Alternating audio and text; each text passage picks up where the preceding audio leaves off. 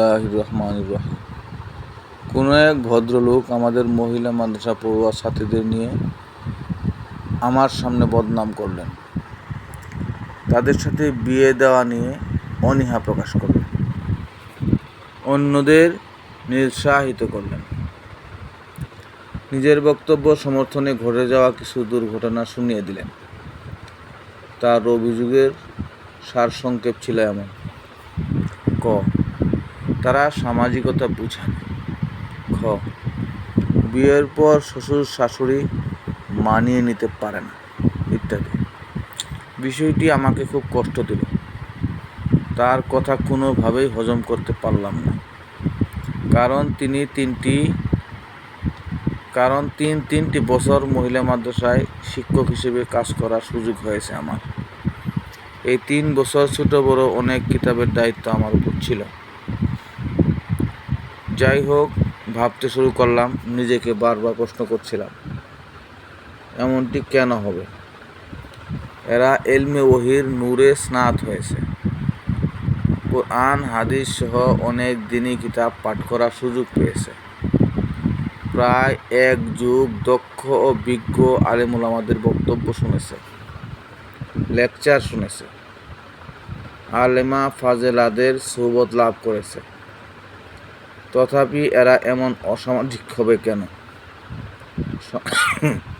সমাজ বুঝতে ব্যর্থ হবে কেন?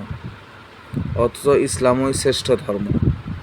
ইসলাম সর্বশ্রেষ্ঠ শিক্ষায় আমাদের দিয়ে থাকে, যার সৌন্দর্যে নিখিল ভুবন মাতোয়ারা, যে সৌন্দর্যে মুগ্ধ হয়ে দেশে দেশে দলে দলে হাজার হাজার মানুষ শান্তির খুঁজে ইসলাম ধর্মে দীক্ষিত হয়েছে এবং হচ্ছে।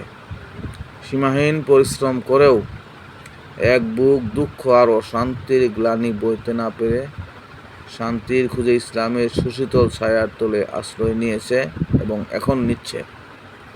এসব চিন্তা করতে করতে সমালোচনাকে পজিটিভ নিয়ে আমার কাছে যা মনে হলো, ক, এরা এলেম শিখছে ঠিক, এদের সামনে আমলি মেসাল ছিল না বা অপর্যাপ্ত ছিল। তরবিয়তের ব্যবস্থা নাই বললেই চলে। এদের প্রয়োজনীয় কিতাব পাঠ্য তালিকায় স্থান পেলেও জীবনমুখী কিতাবের ভীষণ অনটন আছে। আর জীবন ঘনিষ্ঠ পুস্তকের অপ্রতুলতা এদের বঞ্চিত করেছে এবং অনভিপ্রেত কঠিন পরীক্ষায় ঠেলে দিয়েছে। বাধ্য হয়ে হোস্টেলে থাকার ফলে শিক্ষা বয়সের শুরু থেকে এরা পরিবার ও সমাজ বিচ্ছিন্ন। ফলে এরা পারিবারিক শিক্ষা বঞ্চিত। সামাজিকতা এদের চোখের আড়ালেই রয়ে গেছে। সামাজিক শিষ্টাচার শেখা হয়ে ওঠেনি। বই পুস্তকে অনেক কিছুই আছে, তবে সব কিছু নেই। অনেক কিছু শিখতে হয় দেখে দেখে, অন্যদের ঘটে যাওয়া ঘটনা থেকে, যাকে আমরা বলি অভিজ্ঞতা। অতএব এসব ক্ষতিকর উপাদান সচেতনতার সাথে এড়িয়ে চলতে পারলে, এসব সমস্যা সমাধানের যুগপৎ উদ্যোগ নিতে পারলে, প্রয়োজনীয় পরিমার্জন সম্ভব হলে সমস্যা দূরীভূত হবে ইনশাআল্লাহ।